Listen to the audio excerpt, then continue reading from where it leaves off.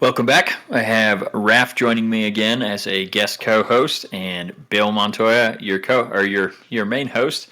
And we have an exciting episode to talk about. Lots of things coming up here in Week 18.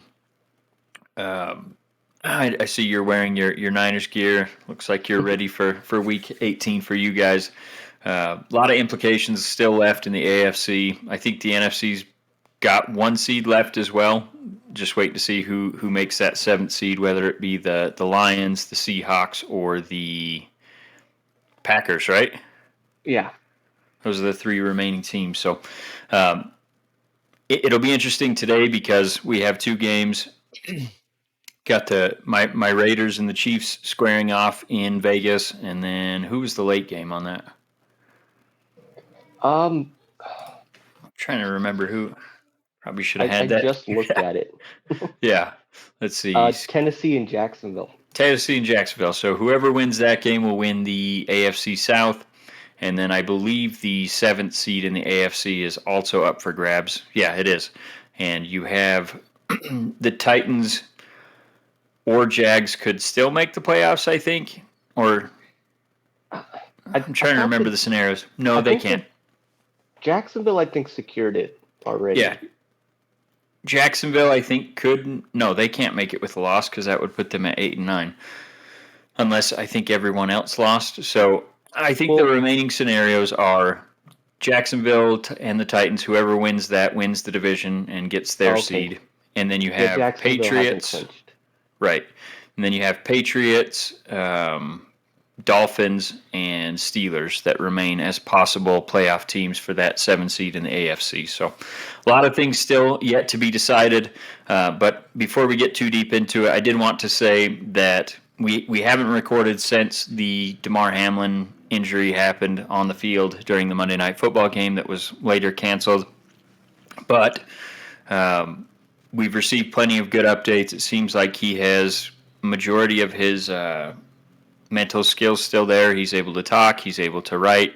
He's communicating with his team. His doctors all say he's doing very well. So very glad for that. And obviously the care that he received on the field at the time of the injury was very vital in him surviving that. So again, we're very thankful for those updates that have come through. And like I alluded to, NFL ended up canceling that game rather than trying to make it up, which honestly I think that was probably the right move. I was shocked that they were willing to do that because, that's going to be tickets they're probably going to have to refund and all that. So the almighty dollar typically rules what the NFL does in their decision making. So I was really surprised that they just decided to cancel it. But again, I think that's the right decision. Did you like that they canceled it instead of trying to make it up later on? Yeah, I mean, if they wouldn't have, their best chance would have been Monday or Tuesday. Wait, or was it Monday night already? Yeah, it was a Monday night game already. Okay. So I think the only way that they could have possibly done it, Tuesday or maybe Thursday, and then moving them to like Monday the following week, both of the teams, and doing a Monday night doubleheader or something like that. They had discussed the potential of pushing it out to the playoff week 1 and having the NFC side go, AFC playing, or the Bills and Bengals playing during that week, and then switching the following week to have the AFC bye and the NFC playing. So there were plenty of scenarios discussed, but I think at the end they were just like, let's just cancel it, and then we can move on with the win percentage deciding who gets the seeds. So that's what they've done, is they've decided to just go by win percentage, which, I mean, it kind of makes sense, but at the same time, the Bills had the tiebreaker with the Chiefs, which they have essentially forfeited in that canceling of the game. Bengals still have a chance to get the number 1 seed, but it's not likely. Basically, Bills and Chiefs would have to lose, and they'd have to win to get that 1 seed. So obviously, that game had a lot of implications because if the Bills would have lost and then won against the Patriots the following week, they still would have had the tiebreaker with the Chiefs had they lost one of their 2 games. Bengals obviously don't have a great chance to get that 1 seed if one of the other two were to lose. So it's just not ideal, but like I said, I think at the end of the day, it makes sense to not try to reshuffle the entire schedule just to make up one game. So,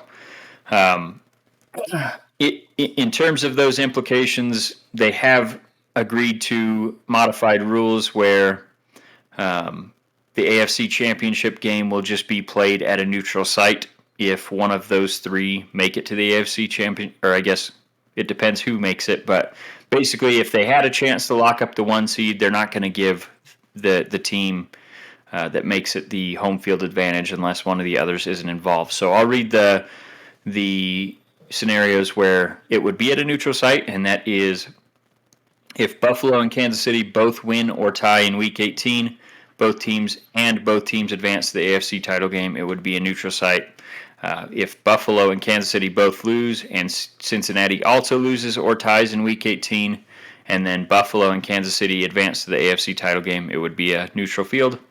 And then if Buffalo and Kansas City both lose and Cincinnati wins and they make it to the AFC title game and it's Bills Chiefs or Bengals Chiefs, then it would be at a neutral site.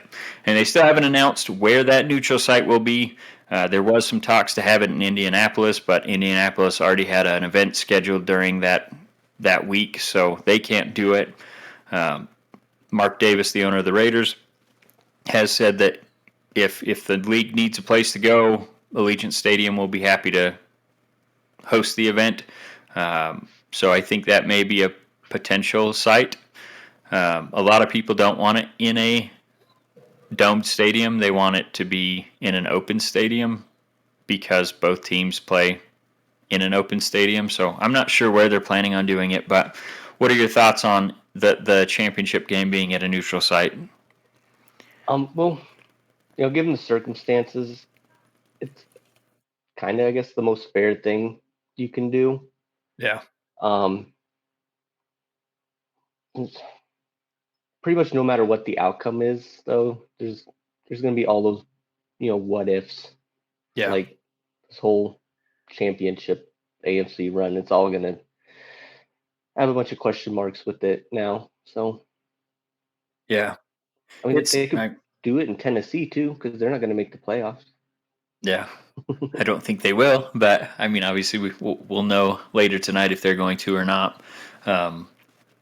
Yeah, I think a lot of the people want it to be a elements game because Bills play outdoor stadium in the frigid cold, and then the Chiefs, very similar. I mean, obviously it's the Midwest instead of the Northwest or Northeast, but still a lot of elements you deal with in the Midwest there. So I'd be interested to see where they end up playing, and selfishly, I want it to be in Vegas and Buffalo be there, and then me somehow maybe hit the lottery or something and buy a ticket. Go see Josh Allen play for the first time since seeing him play at Wyoming. Go get some scratch-off tickets. Yeah. All right, and then the only other thing I wanted to mention with that is how the Bengals got potentially screwed as well.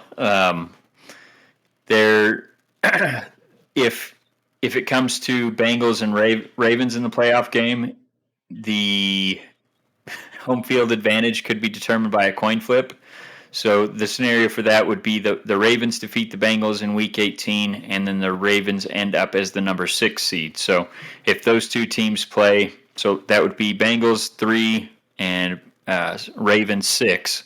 So even though the Bengals had won that division, and even though they have the better record, it would be up to a coin flip between the Ravens and Bengals for who would be the home field advantage in that game. So that one I don't think makes any sense at all. But that's what they laid out, and I'm not sure exactly why they decided to do that, but that's what they did. So yeah, that's a little bit of shame for Cincinnati because I felt like they had a pretty good chance of beating Buffalo in that game.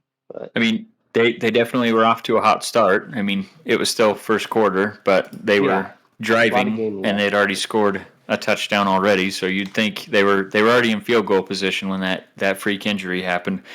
So I mean, you'd think they'd at least have a chance to be up 10-3, if not 14-3. But we've seen the Bills rebound from situations like that all year.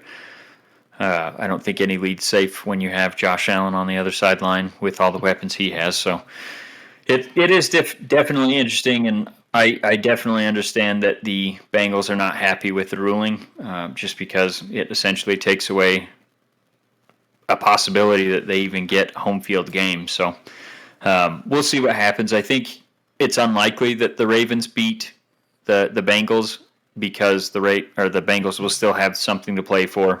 Lamar's hurt. Tyler Huntley hasn't practiced a ton this week. He may not even go, so they might be down to their third string quarterback playing. So ultimately, it's still up to the Bengals. If they just take care of business, then they should get their home field advantage. So, all right. With all that being said, we'll go into the game between our team last week in Week 17. I thought for sure it was going to be a blowout with the Raiders moving on from Derek Carr, not necessarily because he's not playing, but because I thought that would make the rest of the team kind of throw in the towel, saying, well, I guess we're moving on from our starting quarterback, so what do we have left to play for? They were already eliminated from the playoffs, so I mean, I didn't know what to expect in this game for sure. You guys had the number one defense going up a player that's never started in his career. So, what did you think about the game? It gave me a few gray hairs, to say the least. It was nerve-wracking, and then there was a lot of yelling at our secondary, like Lennar and Hufanga. They were kind of letting a lot of stuff go. But Stidham did great. Like, going against the best defense, you would think that's a lot of pressure, but it didn't seem to affect him at all. So to him, it was just another game. So it was nice to see from him. And he's already been coined as Jarrett Stidham or Stidham in Raiders Nation. So obviously there were quite a few people, including myself, that were willing and ready to move on from Carr. I think this late in the season we were kind of just like, okay, well, now it's time to see who's going to be on the team going forward. And unfortunately for the Raiders, with only 2 games left on the schedule, they have to make a decision on Jarrett Stidham if they want to bring him back. And it sounds like after this game, they've already reached out to him to discuss extensions before he hits free agency. So I don't know if those talks are, seeing him as a starting quarterback going forward, or if they want to keep him around and continue to evaluate him. Maybe it's a shorter term deal where he can, hit free agency if things don't work out there. But first impression is very good. I mean, there were several plays where typically, you'd see Carr roll out of the pocket, and if anyone's even anywhere near him, he'd just throw the ball out on the sideline. He wouldn't even give his receivers a chance to get open. And you saw on that play where he hit Davante Adams for a 60-yard touchdown. He hung in there until the absolute last second. He knew he was going to get blasted, took the hit, got the throw off, and Davante went right past everyone in your secondary. Seemed like they didn't think he was actually going to get a throw off, so they stopped covering, and Davante squeaked through, scored the touchdown.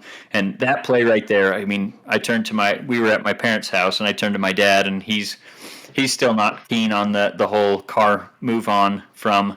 But I turned to him and I said, now you can't tell me that would have happened with Carr, because Carr would have skipped the ball out of bounds or ran out of bounds and held the ball forward for, a 2-yard loss or whatever he always does.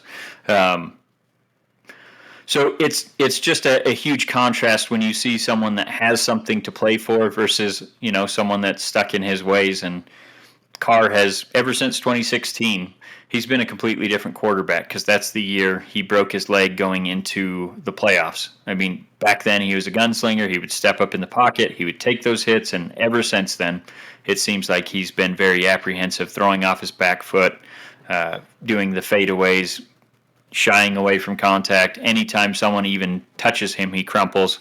So I guess I don't want to take this opportunity to necessarily just knock Derek Carr because I do appreciate what he did for our organization, but I'm just saying that the play style is definitely different with Stidham in there. He took off and scrambled several times in that game, so everyone was very complimentary of him. Davante Adams, after he made that completion to him, said he ran up to him with blood in his mouth, just smiling from ear to ear, saying, "Way to make that play." And then after the game, he even apologized for making that interception at the end and basically said, "This loss is on me," which a lot of the rumors coming out of Vegas suggest that the reason they're moving on from Carr is they didn't feel like he took accountability for any of the for his play in any of the losses, especially early on when they had all those blown 10-point plus leads that ended up losing. So I don't know, man. I feel like Stidham could be a potential answer, and like I said, just like we've talked about with Purdy, I don't want to base anything off of a very small sample size. Purdy's started, 4 games now? Yeah, 4 games. And obviously, you guys played pretty well against us. He did look a little disheveled in that game, even though we weren't getting much pressure on him. Saw a lot of throws that he didn't miss in the previous game. So I feel like this was the Raiders caught you guys kind of off guard and gave you a nice haymaker at the beginning, and then you guys kind of were playing off your back feet until the end. Yeah, it was definitely a rough start, and then I feel like he stayed pretty calm though, Purdy. Didn't let it seem to get to him too much. But I mean, it was a welcome wake up call though for us because I feel like everybody's been riding that win streak. I mean, luckily we kept it, but Yep. it should have never gone to overtime. Yeah. So it was good. We needed it. So Yeah, I think this was probably the best case scenario for the Raiders, honestly, just based on draft position, and then obviously you saw the offense come alive under Stidham. Defense played as well as I think they could have, missing as many starters as we were. We had absolutely no pass rush. You could see that right from the get-go. I mean, you guys were. If we put Max against Trent, then it would be one-on-one. As soon as we moved him over to the side against McGlinchey, you guys would just double and chip him. And the other side of the line, I mean, Klee got in there a couple times, but for the most part, he had all day to throw if he wanted it. And that's why I was kind of surprised some of those throws that he missed. I mean, he had all day back there and just sailed them in a dome. So that was where I was like, well, maybe we're seeing something. And, everyone's waiting for him to fall, especially being a rookie going into a playoff run. But I think he'll be good. But, again, I think Stidham, let's say he plays this well against the Chiefs again, I feel like you have to bring him back if you're the Raiders and at least give him a chance, even if you decide to bring in Tom Brady or, I don't know, Jimmy G has been floated around, which I really don't think he's much of an upgrade over Carr, and he's always hurt. So if you're bringing in Jimmy G, I feel like you have to have a solid backup, and in that case, it would be nice to have Stidham there that already knows the system and is willing and able to step in whenever he eventually gets called up, which he will if Jimmy G is the starter. So yeah. I mean, go ahead. Between Jimmy and Carr, Carr's afraid to get hurt, and then Jimmy gets hurt. So yeah, Jimmy's not afraid enough. So there were a lot of rumors when they decided to move on from Carr that Davante Adams is going to leave just because he, quote unquote, came to play with his best friend, and that's the only reason why. But he dispelled those rumors and said, I wanted to be here before Derek. The Raiders were my favorite team growing up. They'll be my favorite team after I'm done playing for them and whatnot. And he said, I want to be part of the solution. But he did say he wanted to have some impact, or I guess some some say on what they do at the quarterback position, since it ultimately affects his legacy. He wants to be one of the best wide receivers to ever play the game, and I think he's well on his way to doing that. But if they draft a rookie quarterback and throw him out there with Davante, I can't imagine he would be too thrilled about that. So he definitely had a lot of complimentary things to say about Jarrett Stidham. So I don't know if that's the direction he would prefer to go, or I think if you give him the option to have Tom Brady throw to him, he would like that option as well. There's a lot of rumors swirling that potentially they make a move for Aaron Rodgers, which, I mean, I don't know how that essentially eats up the entire rest of the cap that we have available if we were to make that trade for Aaron Rodgers. So I don't see that as a likely option, but, there is the obvious connection with Davante. So, yeah, I don't know. I don't think he was going to go anywhere anyway unless he got completely angry with the front office because of the cap hit he has. I think it would essentially be a $60 million cap hit. Obviously, if you do it after June 2nd, you can split that into 2 years, but that's still 30 plus million each season for the next two that he hits against the cap. So I don't know. I'm excited to see what happens, but I guess I did want to mention that Raiders played the Chiefs, or they played the Chiefs this week. Obviously, we've already mentioned that. What do you think about that game? Do you think the Raiders have a chance? Well, I guess the main part was did Jacobs get cleared? Is he going to play or? Last I heard, he's a game time decision, so I guess we should probably know by now because they usually do the inactives 90 minutes before the game, and we're at 60 minutes. So I'll look that up if you want to give your thoughts, minus Jacobs, and then I'll let you know if they have him here in just a second. Well, okay. Without Jacobs, though, then they're not going to defend the run as much.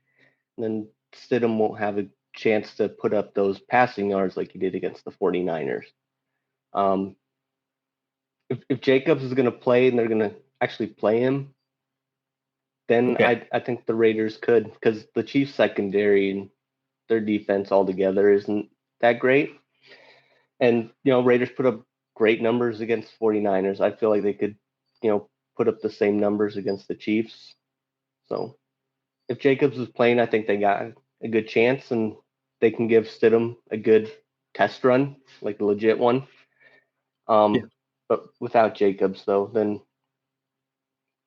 I don't think Stidham would do as good because of without the threat.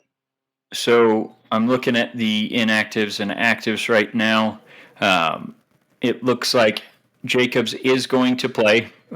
He missed Wednesday and Thursday for a personal reason, and ended up being an emergency surgery on his father's heart, is what it sounds like. So he is going to be active in this game, and the Chiefs are going to be without Mecole Hardman. They did activate him from IR, but it doesn't sound like he's ready to go yet, so one less weapon for that offense. Trying to see who else. Looks like they did get L'Jarius Sneed back, which is a huge lift for their secondary. He's been out with a knee, so we'll see if he has any impact. They are going to be missing Sky Moore, and then a few guys on both sides of the offensive and defensive line. I'm trying to see who else is inactive for the Raiders. Looks like Darian Butler, he got hurt in that last game. We were expecting that. Guard Netane Moody, Matthew Butler, and Tashawn Bauer. So no one, looks like we're pretty much at full strength other than Butler. He wasn't able to make it back for this game. So I expect the Raiders to put up a good fight. They definitely surprised me against you guys. You guys have the number one defense, and the Chiefs have nowhere near that kind of defense. They're starting two rookie cornerbacks. I would imagine Sneed will get matched up against Davante, but again, he was questionable, and in fact, he was probably a game-time decision whether he was going to play or not, so who knows how effective he'll actually be. He might just be giving it a go, and if he can't go, they'll be starting three rookie cornerbacks, so I think the Raiders can expose them in the passing game, and then Jacobs had the best game of his season against the Chiefs in week 5 when they matched up. up to that point. I think he went for like 160. And quite honestly, if they hadn't fallen behind in that fourth quarter, I think he probably would have broken 200. So Jacobs can definitely be a factor. He is a little banged up, so I would expect to see him have at least some limited snaps, and you'll probably see some of Zeus White. He was cleared. He's missed the last 3 games, I think. So I hope Brandon Bolden doesn't see the field except on special teams, because every time he touches the ball, it seems like a waste of an offensive play. So I expect to see a lot of them running the football and then play action pass to Devontae Adams, get him involved. Hunter Renfrow looks like he's getting close to full, and Waller has been explosive in the last 2 games he's played, even on limited snaps. So I don't know, man. I feel like we have a really good chance. The only thing that concerns me is obviously Patrick Mahomes being on the other side and our defense being pretty suspect. So I think for us to be in this game, we're going to have to force a turnover or 2. I know Travis Kelce has always killed us. In fact, he went for 4 touchdowns on that Monday Night Football game that we had against them earlier in the season that I had mentioned, and I don't think he had more than 30 yards receiving. Every single pass he had was in the red zone and, goal line situations. I think he had 2 fourth down touchdowns in that game, if I remember right. So obviously we'll have to either affect the quarterback or cause some turnovers if we want to stick in this game. So I think we can do it. I don't know what the front office wants us to do, because I feel like winning this game will possibly have huge impacts on where we draft. Right now we're sitting at number 7. If we win this game, I mean, we could probably jump up to like 10, 11 range. So I have a feeling the front office is like, yeah, we don't really want you guys to win. But obviously the players and coaches, they're not going to go out there to lose a game. So Yeah, I mean, there is always that part, but I definitely think the Raiders are going to show up today just so they can see what they have with Stidham going forward. Well, like you said, he's got the respect of the locker room already. Taking that huge hit and still getting a playoff. I mean, like I said, we haven't seen that in 6 years with the Raiders. So there's a lot of respect just from that. And then obviously apologizing for getting hit while he made that last throw and it getting intercepted. Nick Bosa didn't have a good game against the Raiders, no sacks, but he did make that last play, pushed Colton Miller right into Stidham as he made that throw. So obviously he affected it, but that doesn't show up on the stat board. So I don't know. I'm excited to see what they do. I really think they have a good shot, especially with it being at home. They lost 29-30 in that first game. Outside of the defense is not any better. They were playing better until Chandler went out with an injury and Perryman went out with an injury. So I don't know, man. I feel like we at least have a puncher's chance in this game. So we'll see what happens in it. How are you feeling about the 49ers this last week? Who do they play? The Cardinals on their 3rd or 4th string quarterback. So 4th string now. Yeah, I think I don't know. got hurt. It could be. I forget. They were switching them around a little bit. So I don't see the Cardinals doing as good as the Raiders did. No, I don't think so.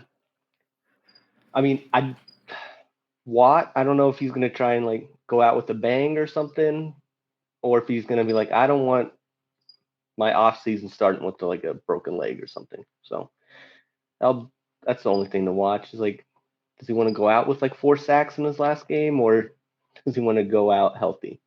So I think he's going to give it everything he's got. So maybe a little problem up the middle, but what do you guys still have to play for? You can potentially get the number 1 seed, right? Yeah, if the Eagles lose, which I mean I don't think they will, but and then at least lock up our 2nd seed. Yeah. Cause, so you guys either get 1 or 2 if you win. Because like the Vikings play the Bears, so I imagine the Vikings are going to win. So then we also need to win, or else we'll flip back to the 3rd. So to the 3 seed. Okay. Well, I think you guys should take care of business. I think the Vikings will also, especially since Fields has already been ruled out of that game. And then the Eagles, I mean, they've been scuffling. I don't know if Fields, or not Fields, Hurts is going to play in this game or not. I don't know if that's been announced yet.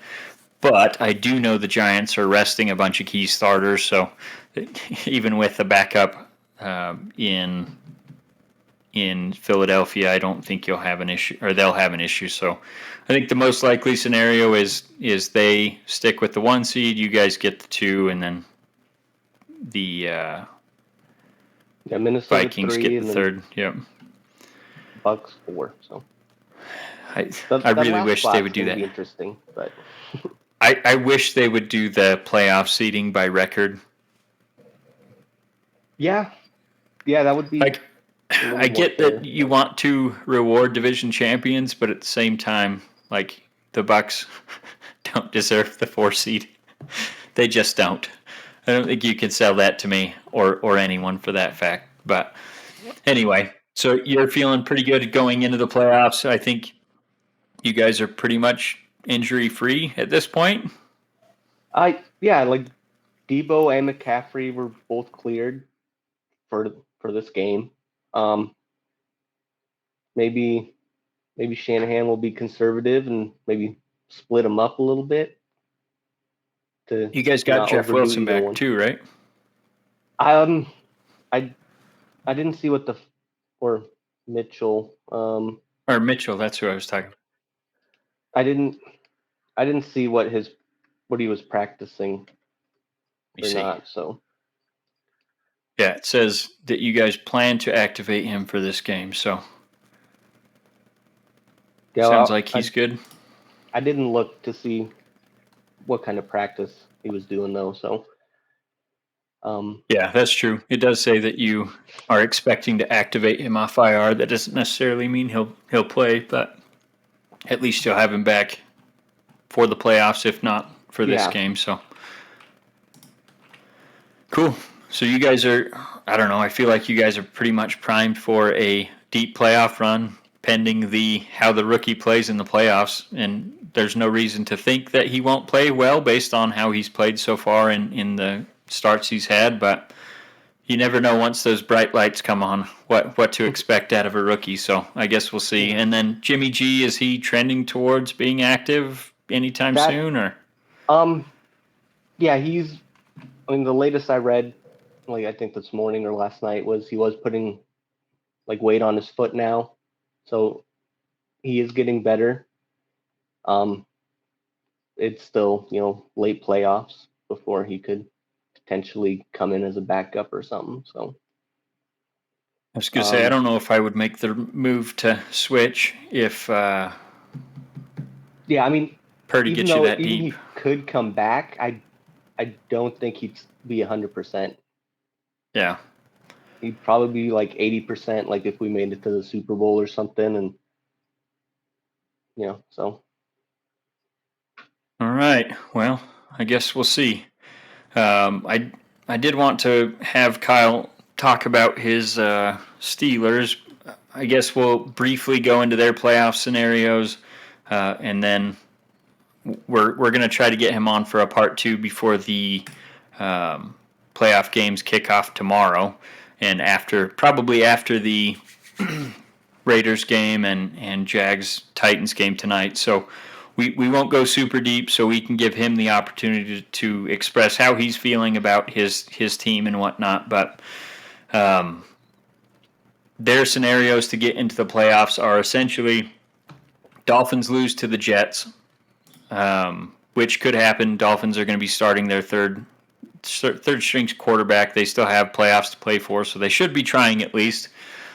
Jets aren't great. They have a really good defense, but obviously they're a mess at quarterback, and they're planning to start Joe Flacco. So we'll see. I mean, they won their first 2 or 3 games with Flacco at the helm. So I mean, I feel like essentially it's kind of third string versus third string now.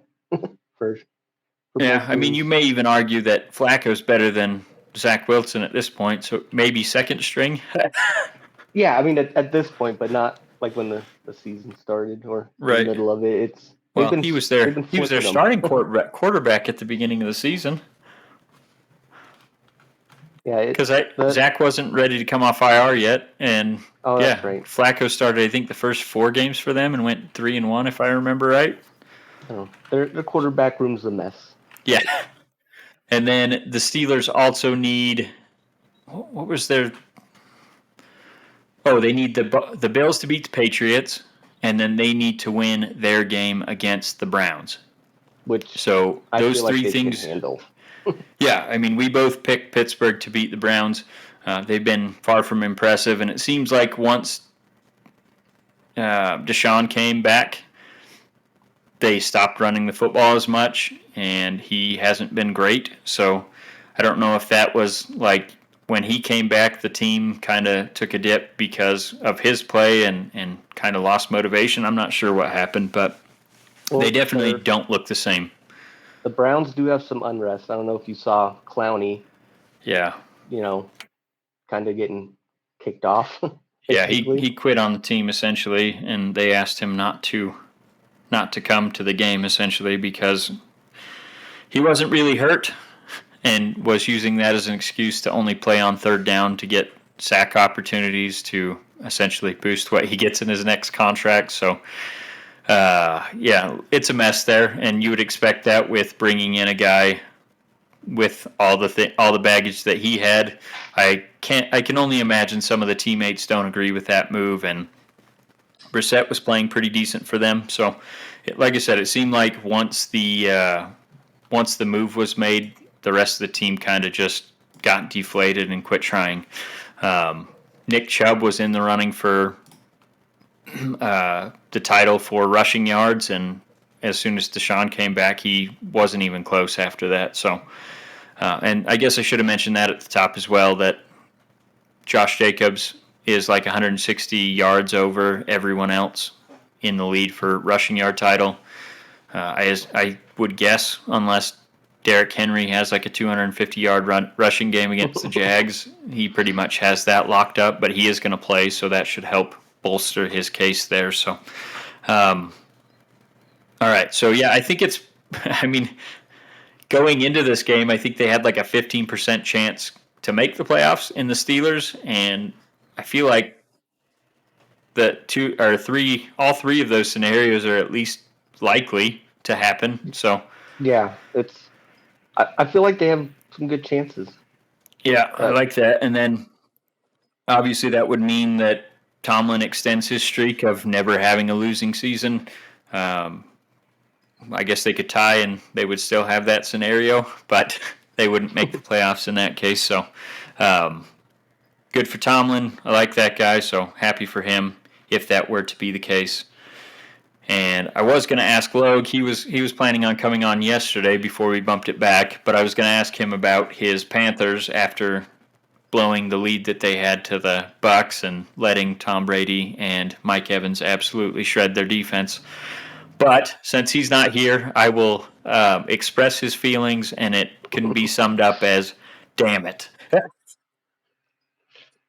They had it in front of them, and they blew it, and that was their opportunity to take over the South. I think they would have still had to win this week because they would have had the tiebreaker over the Bucs, but now it doesn't really matter. So the only thing I have to say about the Panthers is I'm interested to see if they keep Steve Wilkes, and then if they decide to hang on to Sam Darnold at maybe a discounted contract, because he has played well in the last, I think he started the last 5 games or so, and he's looked like a new quarterback, man. I mean, he's been doing that, like a lot of the RPO stuff where he's using his legs and making those quick passes. So I think that fits their offense very well with the running back stable that they have, and then the defense that they have. Obviously didn't look good against the Bucs, but it's looked pretty good the rest of the season. So what do you think about the Panthers?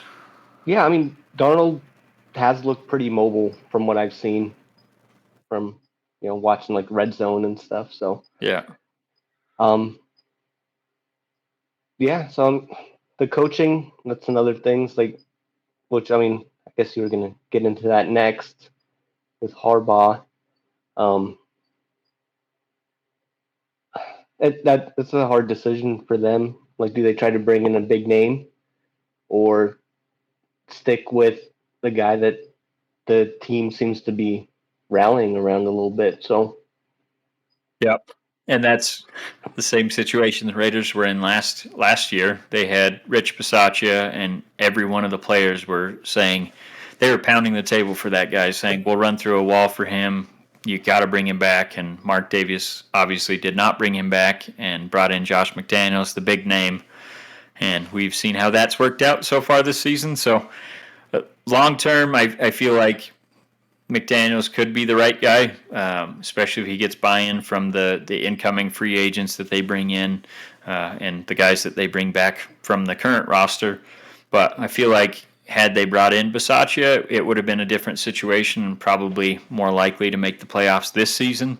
But again, don't know if Adams would have ended up on the team, because who knows what we would have had at GM. So it's one of those things that you have to weigh what your current roster is saying and how many of those guys you think you're going to bring back, versus if you make a splash move, what can you bring in via free agency and the draft, and is that going to be a better setup going forward? So like you alluded to, we did want to mention that Jim Harbaugh has been mentioned in plenty of the rumors, including the Carolina Panthers, for a head coaching position. In fact, one person went as far to say, they didn't give up the source, obviously, but they said it. Someone in his inner circle has said it's a done deal if he gets offered an NFL position.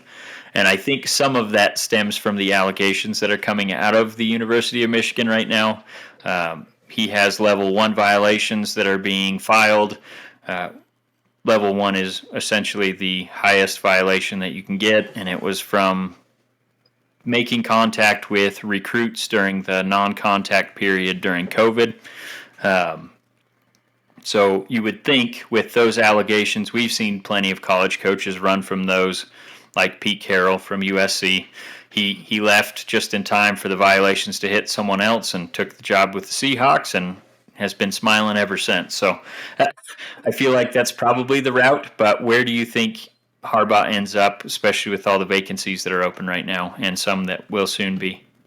Well, from Harbaugh's time with San Francisco, I feel like he's not going to go to a team that needs like a complete rebuild. I can't see him doing that, like Texans or something. He wouldn't do that. But I mean, like Panthers could be a good fit, because I mean the NFC South, like they're up for the taking from anybody. So For sure. and then he could make a playoff run his first year, even if they squeak in. Yep. Like who else? Indianapolis is open. Okay, That's yeah, another one with a division that's probably up for the taking, but I think it's also one that is probably not one of the more desirable positions. You also have Denver that's open. Yeah, they already have a ready-made defense, and so really he should only need to focus on Russell. Yeah. And maybe getting like another receiver and another tight end or something, just and protection, so he doesn't end up with goose eggs all over his head. So I think who else? The Saints, maybe they'll end up firing Dennis Allen. Obviously, it hasn't been a great season for them. Yeah, I mean, maybe if the Saints take Harbaugh, then they don't care about Peyton too much. Yeah. Cardinals are likely to fire Cliff Kingsbury. I think that's probably about it that's expected. Texans will likely move on from Lovey, but I mean, I don't think that's a desirable position. No, I don't. I really don't think Denver's that desirable either. There might be some bias there, but maybe Tampa Bay lets go of Todd Bowles, but I mean, he made the playoffs, so I don't think that they could do that.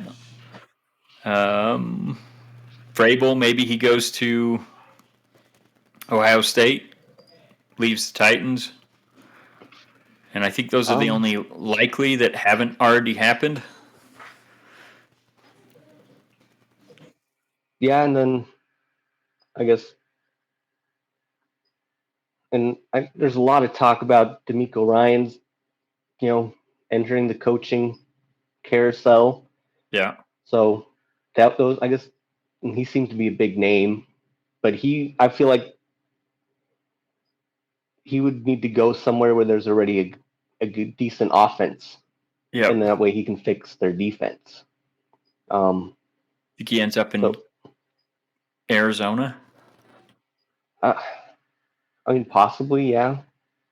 It would make sense, although they're he wouldn't go to great, Denver but though, yeah. because they don't really need him in Denver, and he's not like the offensive guru. So, I mean, I feel like those might be like the three big names out there for the coaching.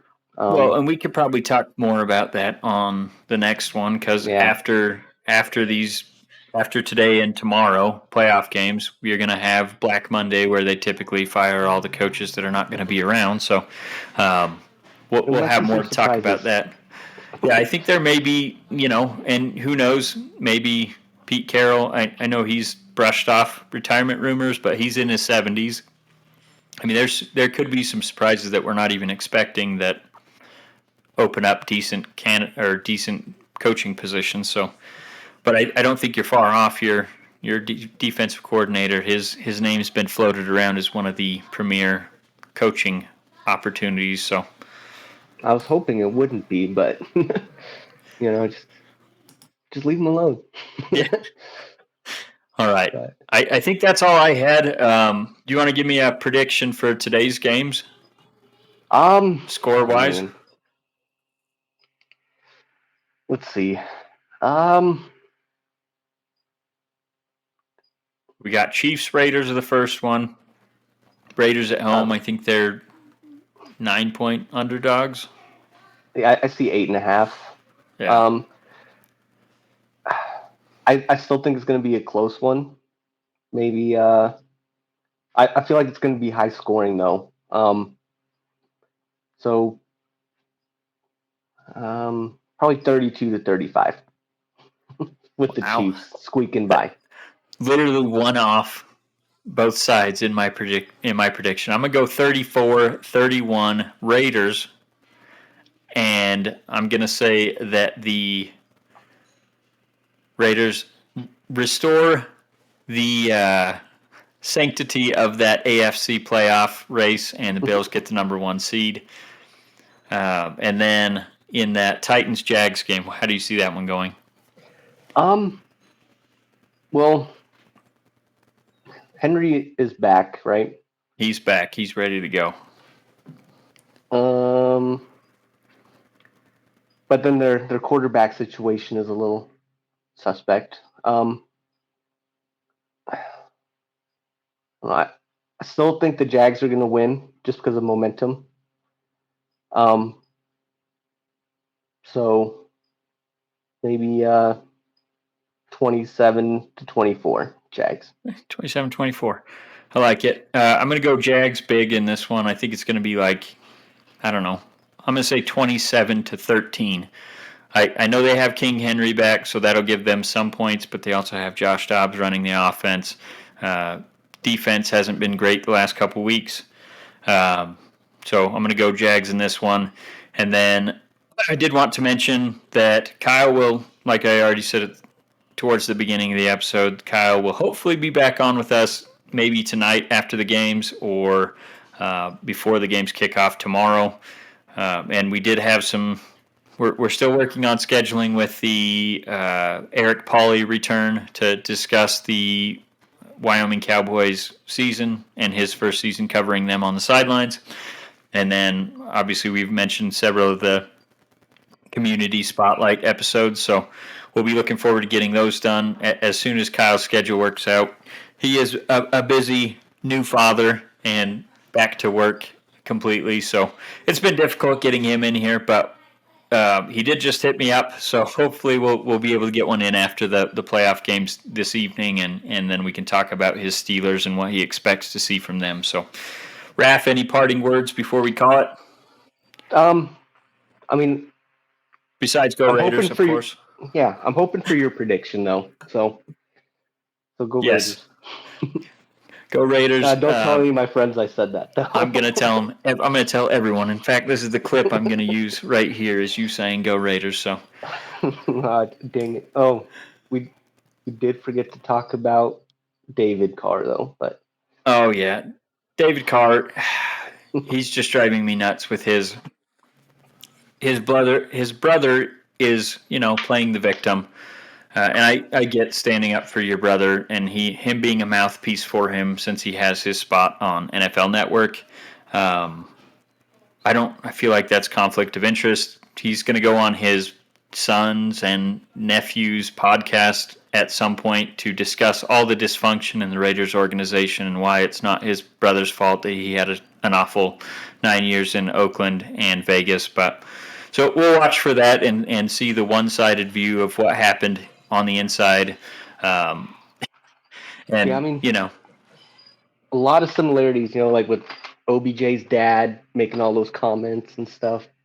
yeah, Like it that's kind of what I see going down right now. So Yeah, I mean, obviously he's upset that it didn't end how they all wanted it to. I think majority of their family, I know their dad was a Raiders fan growing up, so it was kind of a dream come true for his son to get on that team.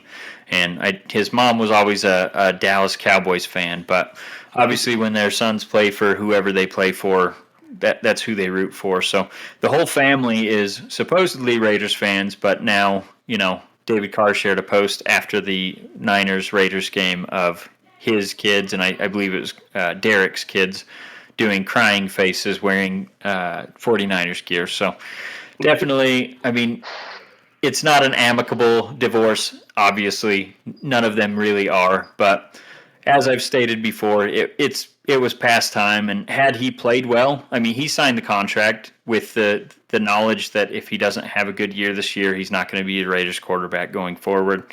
So I'm not sure what he was expecting with the performances that he put out there, but obviously he's hurt that they decided to move on from him. So we'll see where he ends up. I think he could help a team. Uh, my only concern with him would be, I mean, you essentially have to be in a warm weather climate because he cannot play in the cold, which I know the Jets need a quarterback, and everyone's been matching him to them.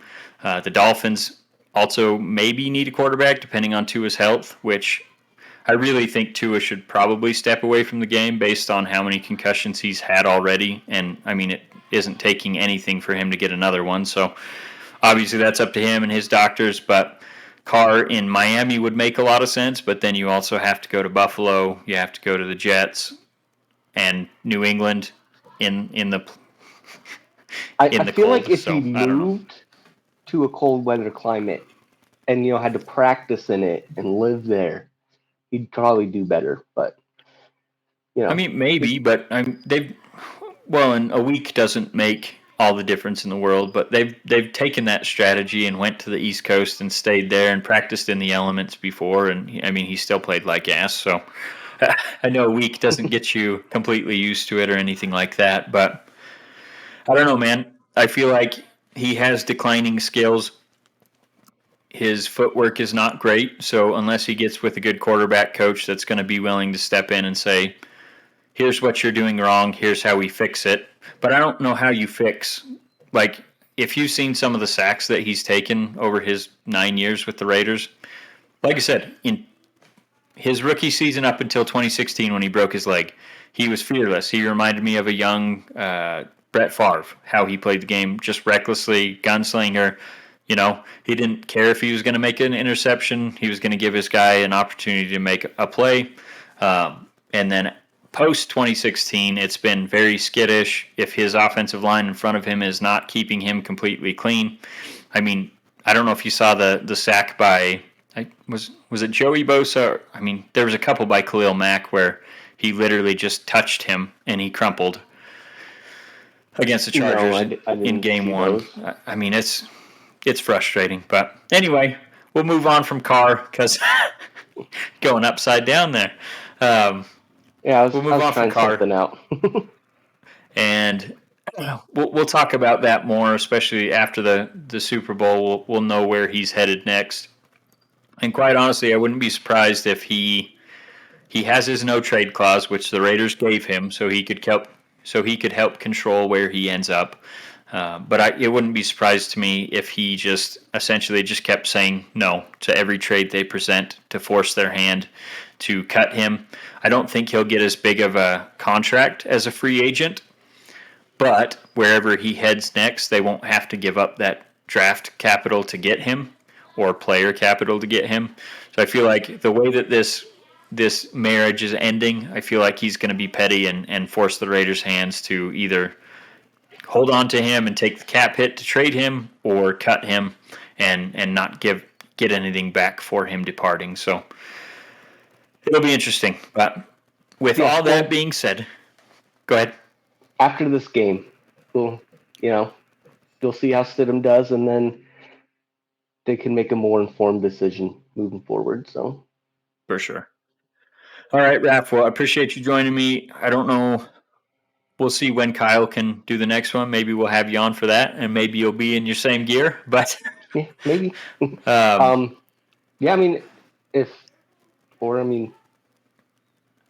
Later tonight or something. Yeah. We'll see if we can get this part 2 done. But I do appreciate you coming on, and I thank you guys all for listening. This will be pushed out as part 1, and then whenever we can get Kyle on, we'll do part 2 and maybe take a closer look at the upcoming games on Sunday. Obviously, we'll talk more about the Steelers, and then we'll have another one shortly after Week 18 to discuss the coaching carousel that's likely to be, our predictions for the playoffs, and much more. So stay tuned for that part 2, and then, like I said, we have plenty of content coming out soon. Just got to get it scheduled. So thank you guys for tuning in, and we'll catch you on the next one.